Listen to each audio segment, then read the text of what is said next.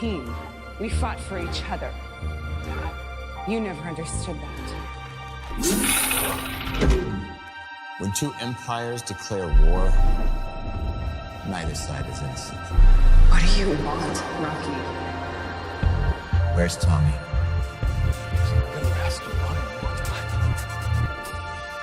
Who are you?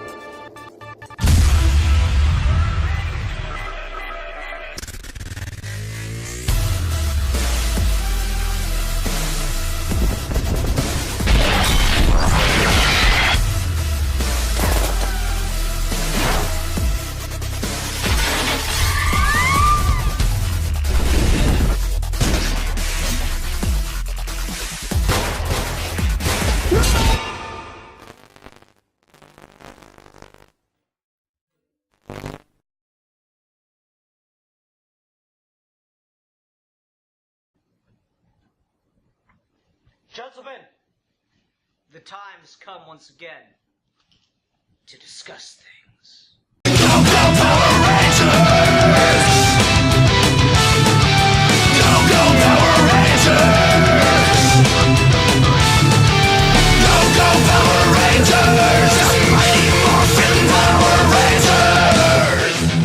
Ready, Ben? Yes. Okay, hi everyone, welcome to another episode of Geeky Gentlemen. I am Sid Partu. Joining me today is the real Manos, aka Justin Cristelli. Hello, Justin. Hello, how you doing, Ian? Doing good, doing good. We're here to continue our fan film reviews. So, Manos, what are we reviewing today? Well, we are doing the hyper-action, super dark, cool Power / Rangers from a couple of years ago, I think? Yeah, like 2015. Yeah. This fan film's 3 years old. That's crazy. This fan film is almost ready to graduate from high school. Yes. You know, if like it entered high school when it was first made, and then yeah, it's if it was like a smart kid, it could easily be done with high school already. Yeah, I think I saw this film tell Marco Rubio to go fuck himself in public. Okay. Anyway, so yes, Power / Rangers. Here's how big this fan film is. I remember hearing people talk about it without ever having actually watched it myself until this review. Really? Wow. Yeah, I just remember hearing people talk about, oh, Power / Rangers, or yeah, the James Vanderbeek Power Rangers fan film. You know, like, oh my god, this one really blew up a couple years back. It did. Matter of fact, you may remember Geekvolution when I was regular recurring member on the show when we were doing the live show talking about TV shows, the Primetime Crisis show live. We talked about that one week. Oh wow, that's crazy. And it was kind of hilarious because my attitude towards Power Rangers is pretty oblivious. Not oblivious, indifferent. And, you know, the others on the panel were, like, really seriously contemplating this, which made it, to me, funnier. Yeah, this is the thing for me, because I watched Power Rangers when I was a kid, when I was the age at which they marketed Power Rangers, right? Correct, yeah. I remember watching Power Rangers growing up, and then I outgrew it, and I never went back to it, and then I got into internet culture, and a bunch of my friends who are grown-ass men are into Power Rangers, and I'm like, you know, fuck it, whatever, you do you. But, yeah. Like, that is a franchise that I can never associate with anything but, like, really cheesy, let's sell toys to kids kind of stuff. Correct. And then so you see this, and it's, like, super fucking gritty, and you and I kind of watch it, and I think you and I are on the same wavelength that this is hilarious. We watch it and we laugh our asses off. Some people watch this and think of it as like really serious, a cool direction for Power Rangers to go toward. And I just kind of sit there and to think of that perspective, I'm like, I imagine that there's people thinking the way I do about Power Rangers in the regards to, like, you know, Dark Knight Returns or the Nolan Batman movies. Or comic books in general, or right? Harry Potter. Kids, you know, grew up almost in the same generation. Maybe a few years later.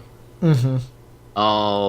But yeah, I was already in my 20s when Power Rangers debuted, and you know, it was weird when that show debuted. It had a it had a sense of nostalgia for me because I grew up watching shows similar to that.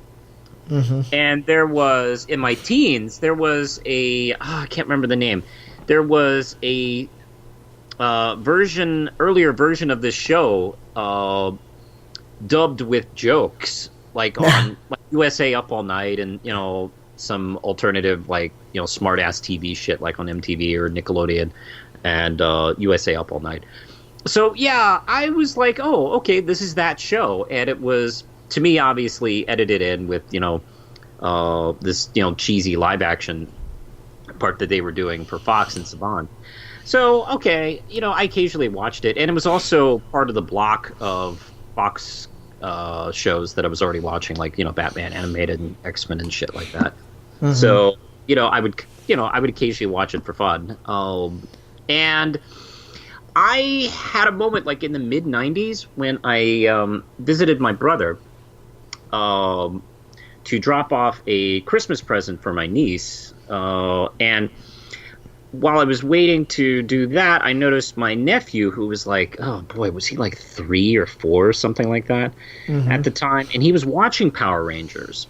And he was dressed up like a Power Ranger. Oh, that's cool. And doing kicks and like kind of watching the show and sort of being in it. And I had that moment personally where I thought, oh fuck, that was me when I was he's doing the exact same thing I was. And the difference between me and Brent is like, Brent became an adult and I haven't.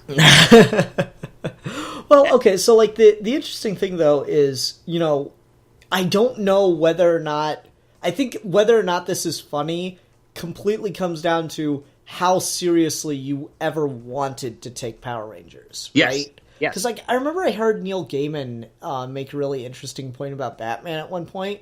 When, like, he was a kid, the 60s show was on with Adam West, and he watched that, and to him, he took it completely serious, and he never realized that it was supposed to be funny until it was, like, way out of his memory, and he re-experienced it. And so, I think, like, some people in my generation grew up watching Power Rangers and never realized that it was cheesy or kind of stupid from time to time.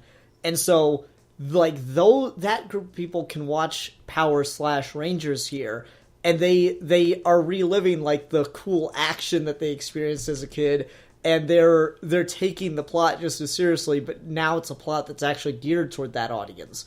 Yes. And so I feel like I just had the, occasion where I'd flip through channels at points and Power Rangers would come on, and I'd watch it for like 2 seconds and just laugh at how stupid I thought it was when I was, 14 or 13 or whatever. Yes. And so I think that's the divide that happens here as to whether or not you take this seriously or whether you think that it is one of the funniest things ever. Correct. I have heard, when this came out, I heard people, like, not only on Geekvolution, but just in general online, the public discussion about it, where people would either think this would be a great direction to take the upcoming live-action movie that just, like a few months ago happened, like last year.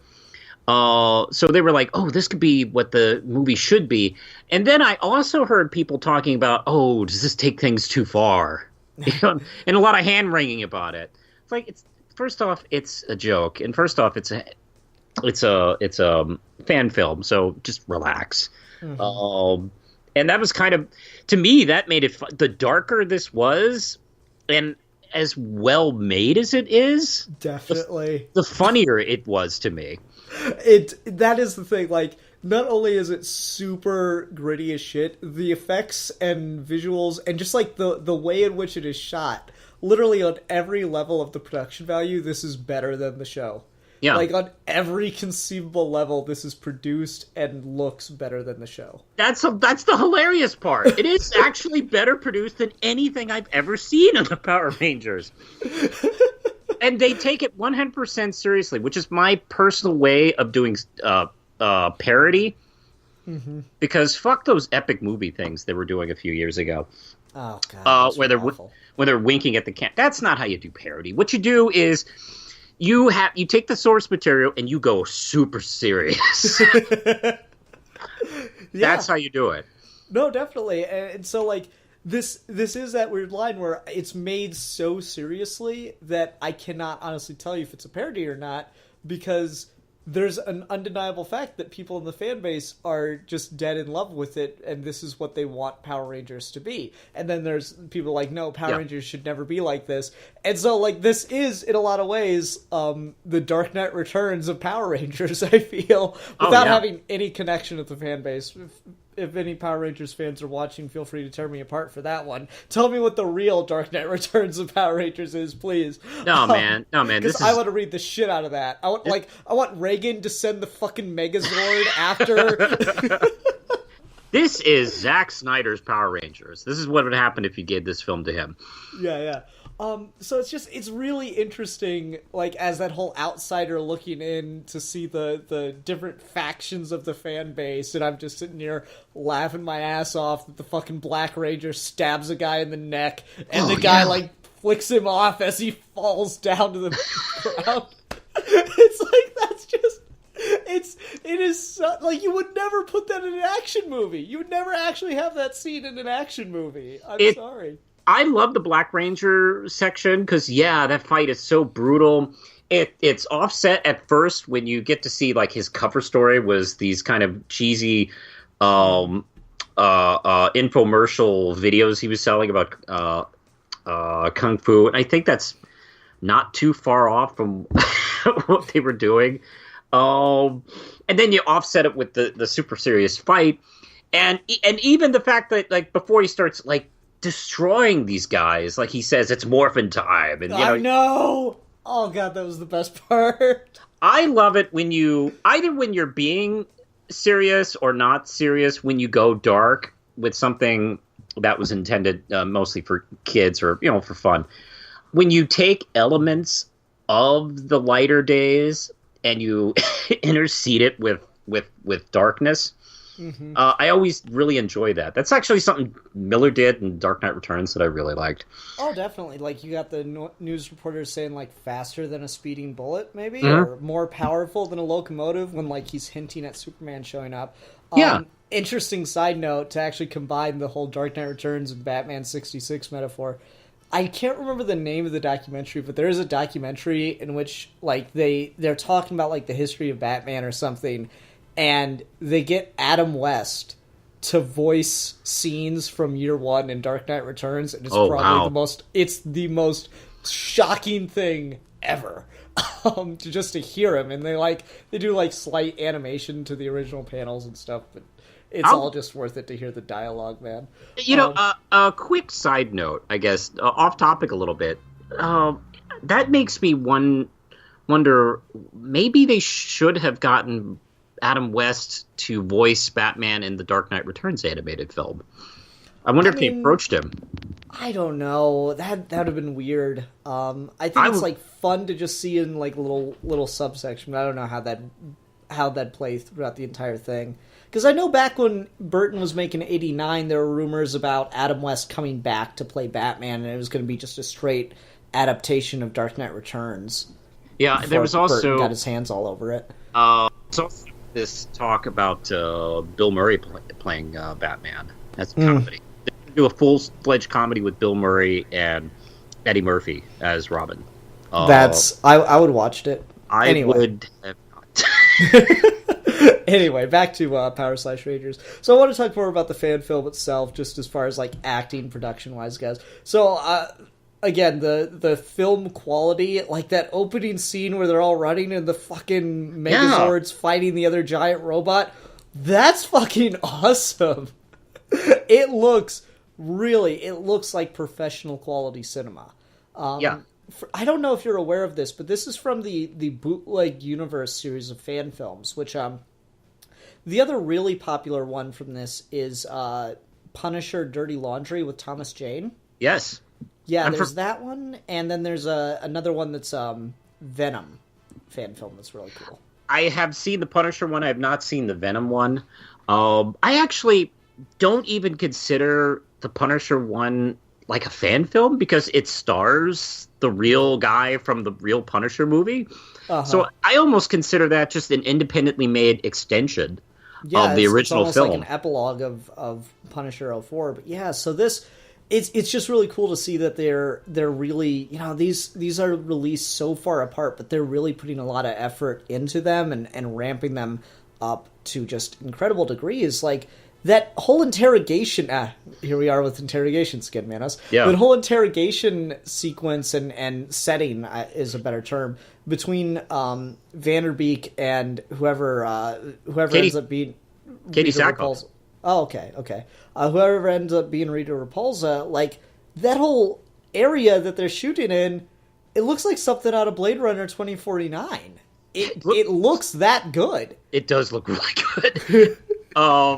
That's I don't know. It's got really like just one very particular thing that this is all. It's always little details that enhance visual effects. So not only is like this really cool, moving infographic thing, when he flips the table and crushes it, it starts to glitch out. Yeah. Like if you were to actually hit your computer screen, it might actually have a moment where, you knock something loose or whatever. So just little touches like that add so much to an effect, and it works really, really well. Oh, well, what about his prosthetic cyber leg that had these little glowing, like, spirals on it? Mm-hmm. That would, like... When you get the close-ups on it, they're, like, blinking in and out and stuff. Yeah. They didn't need to put that in there, but that looks really good. Uh-huh. Definitely. There's a lot like that in here. It just, the littlest things can really enhance so much about a project. And like, obviously, this is a bigger budget thing than a lot of fan films we talk about, but correct. For anyone making, whether it's a fan film, short film, just adding little nuances can do so much to just pull your audience in. And this is a great example of that. Like, it's already got the big over-the-top effects and everything, but it's those little tiny things that just make it feel more real.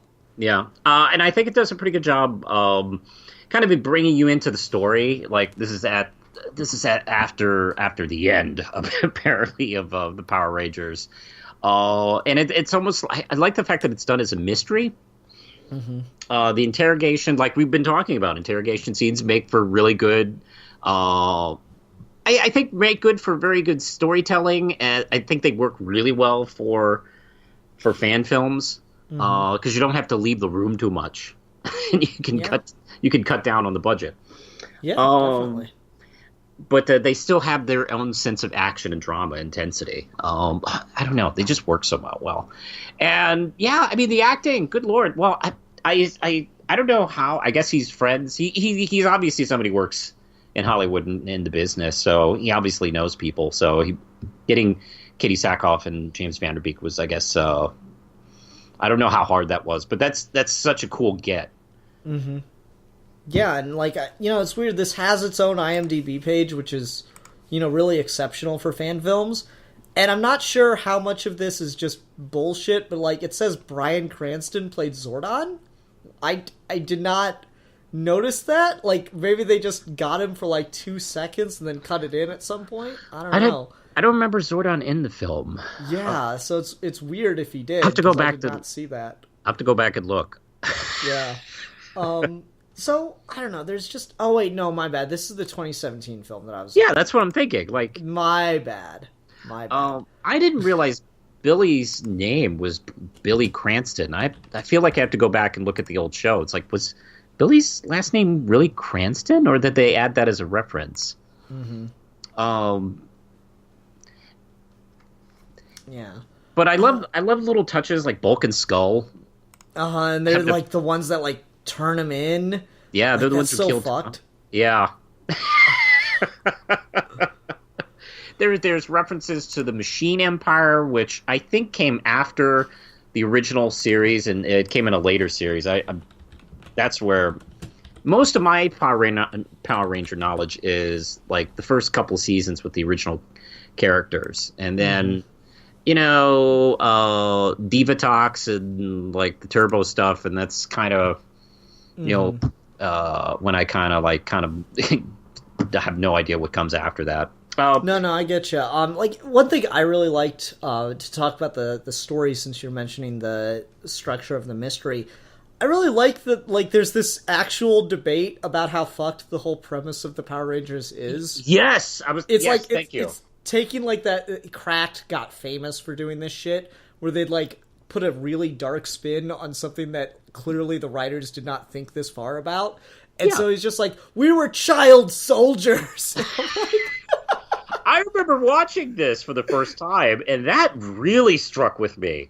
Like, oh my god, that's true. That's kind of fucked up now that I think about it. Like, I like that line that we were child soldiers asked to fight a war that, we had nothing to do with. It's like, oh, yeah, kind of, yeah. That's actually true. Yeah.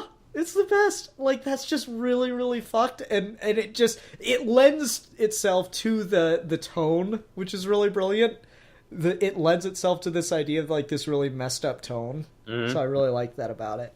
And then, yeah, the whole mystery aspect of it, you weren't here for testimony, you were here as bait, and then Green Ranger shows up and all this. It's so cool. It's too much fun. Yeah, I think that was Red Ranger. I don't remember, but yeah, it's Rocky is his character name, and I guess that maybe that was like the second guy to play the Red Ranger or something. Because I'm pretty sure we saw the Red Ranger earlier. I believe Rocky came like in the kind of second generation of the first series, and I know that fans like have this joke that he always got like the butt of everything. Like, he was kind of like. He hurt himself in a stupid like fight scene, like in the ring. He when they handed out like a new Power Ranger Zords, he got a frog, and he was disappointed in that and thought that wasn't cool. And then when they did the Turbo thing, he got a minivan as his car. So I think that was on purpose. Like, oh, he's the one that turned him in, went dark with the Machine Empire. I think that's kind of funny. Katie Sackhoff, I love, and I'm a huge fan of hers. And she physically doesn't look at all like Amy Jo Johnson. Mm-hmm. She actually looks more like the actress who replaced her on the show, like the actress who played Kat. She actually looks like an adult version of that actress. But no one cares about that character. It's like it's Kimberly. Mm-hmm. But good Lord, like when we get to the reveal of the mystery, I love because when I first saw it, I was only kind of like taking it seriously partly, and the way it kind of sews up all the loose ends. Mm-hmm. At the end, I think is so kind of like it kind of takes you by surprise a little bit because you're not taking it too seriously. Yeah, but then like everyone's dead, and you're like, okay, so this is just part of the whole everyone like dark tone, and then it's like actually a mystery, and it actually has a payoff in 14 minutes. Yes, that's really impressive. Excellent, because if it's a more serious mystery, then you're really trying hard to like put it together. But when you're not, like, yeah, whatever, that guy's dead. So it does have a little bit more of an effect when it comes up and goes, oh no, all this pulls together. Mm-hmm. And I just love the fact that it leads to, after all this darkness and seriousness and all this kind of like 2010 kind of like darkness. The killer is Rita Repulsa, and yeah, and she doesn't look she looks exactly like she's from the show. She doesn't look like on any level as professionally accounted for as everyone else. Yes, and I think that is the thing that tips it the most to me, is this is a joke. Yeah. Yes. Yeah. And they even kind of dub her voice a little bit, and she's like, like, oh, that's great. I love it. Yeah, that's really, really funny. Shit, I had something else and I lost it. Okay. Damn it. Don't you hate when that happens? I do every time. But and of course it ends on that, like, let's see, the Red Ranger and Rita Repulsa were about to fight it out. Mm-hmm. Or maybe he gets killed. I don't know. Maybe she won. Well, either way, she either won up until this point, or she even win afterwards. Who knows? Oh, I don't know. I just really enjoy that payoff at the ending, the way they cut it off right there. Yeah, no, I agree. I think it makes it really fun to watch. It's a laugh. It's so cool that it all comes together that way. And that's such a great point you just made. Like, they didn't try to serious her up like the others. Yeah. And for me, I remember what I was going to say. For me, the level of professionalism and just knowing what they're doing here is really, really apparent in stuff like that. You know, this feels like it was made by people who are have at least some affection in their heart for Power Rangers, but they're actual professionals first. The fan film that this reminds me the most of in the way of like doing a professional version, even though this is more, tongue in cheek, is Mortal Kombat Reborn, I believe it's called. That was the one with what's her name? 7 of 9 from Star Trek Voyager. Yeah. What's her name? Yeah. It's her and it's Jerry Ryan. Jerry Ryan, thank you. And then the guy that played Spawn, and he's an Arrow now and stuff. Like they're in it, and it's this really dark and gritty, and it's even cut similarly. But it's just this level of professionalism and quality brought to the thing that you think of as cheap and kind of dumb, and so it's just this really competently made piece in every regard. Like these people know not only how to make a fight scene, not only how to do good effects integration, not only how to get good actors. They know how to do all those things and tell a complete story with a beginning, middle, and end that all works together properly. It's a really, truly professional piece, which is really cool. Yeah, I would definitely say that. Actually, it's funny. Like I watched this. I've watched this a couple of times for like the Geek Evolution discussion I did when it came out, and when we decided to do this, I actually watched it again this afternoon with my wife, and she thought it was hilarious. She's like, "That's the movie they should have made." I remember things like hearing about things from the movie. Like apparently Kimberly in the movie like posted revenge porn of somebody. I'm like, what? Whoa! Really? Wow! I don't have any like any interest at all for the film, but I hope now that you said happen. that, I am going to now I'm all Netflix in. I'm renting it tonight. Right now. Yeah. Oh man.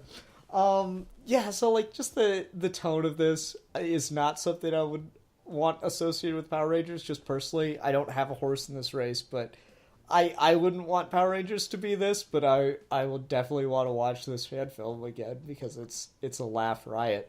Correct. I think it's like one thing that is important, and I'm sure there are, like you said, people in the Power Rangers fan base who really don't like this direction. And so one thing I will say to that regard is in this new wave of material that is nostalgic but is being modernized and marketed more towards adults, I do think it is important to have some things that are clearly for kids, for families, and I'm perfectly comfortable with Power Rangers being one of those things. Yeah. Generally, like, you don't want to rob someone, you don't want to rob a kid of their childhood to satisfy your, man-child tendencies.